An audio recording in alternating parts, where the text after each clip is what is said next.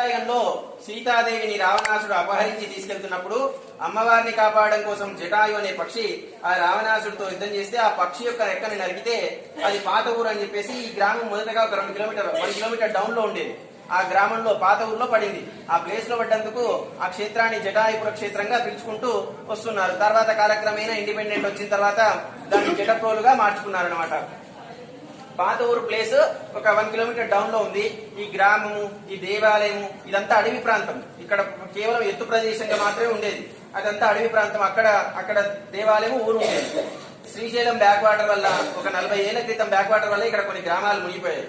ఆ ముంపులో భాగంగా ఈ దేవాలయం, ఈ ఊరు కూడా మునిగిపోతుందని ముందే గవర్నమెంట్ హెచ్చరిస్తే ఎన్టీ రామారావు గారు మంత్రిగా ఉన్నప్పుడు ఆయన గవర్నమెంట్ ఫండ్ తోటి ఆలయాన్ని మొత్తాన్ని డిస్మాంటిల్ చేసి, అంటే నెంబర్లు వేశారు చూడండి, మద్రాసు నుంచి స్థపతులను పిలిపించి ఆ నెంబర్లు వేసి పెయింట్ వేసి నెంబర్లు వేసి వాటన్నింటినీ డిస్మాంటిల్ చేసి పెద్ద పెద్ద టిప్పర్ల సాయంతో క్రేన్ల సాయంతో తీసుకొచ్చి ఒక ప్రదేశాన్ని ఎన్నుకొని, అంటే అప్పుడు పెద్దజీయర్ స్వామి వారు ఉన్నాడనమాట ఉద్వాసనం చేసినప్పుడు, ఆయన హాయంలో ఒక స్థలాన్ని ఎన్నుకొని వాస్తురీత్యా సరిపోతుందని భావన చేసుకుని ఈ ప్రదేశాన్ని ఎన్నుకున్నారు. ఇదంతా అడవి ప్రాంతం. ఈ గ్రామం ఏది లేకున్నది.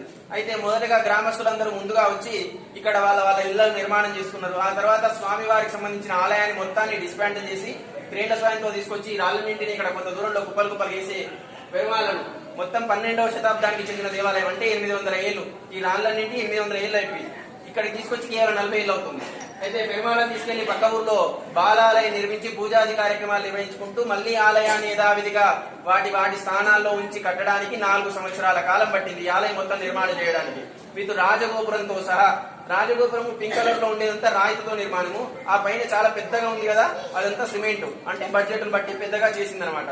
ఇదంతా రీప్లేస్ చేసిన తర్వాత, ఇదంతా నిర్మాణం అయిన తర్వాత పెద్దజీయ స్వామి వారు స్వర్గస్థులయ్యారు. ఆ తదుపరి చిన్నజీయ స్వామి వారి స్వాస్థాల మీదుగా ఇక్కడ ప్రతిష్ఠ జరిపించారు.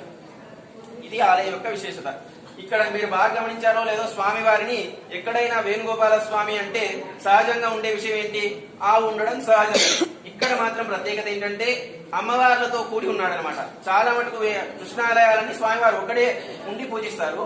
ఇక్కడ మాత్రం రుక్మిణీ సత్యభామ సమేతుడై మదన గోపాల స్వామి పేరుగా పిలుస్తున్నాడు అనమాట.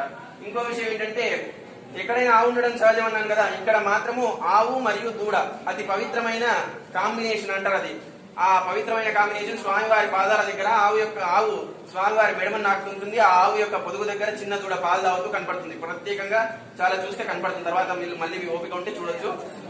స్వామివారి తలపైన మున్న వృక్షం ఉంటుంది. కేవలం భాగవత కథల్లో మాత్రమే ప్రస్తావింపబడుతుంది ఆ మున్న వృక్షం యొక్క విశేషత.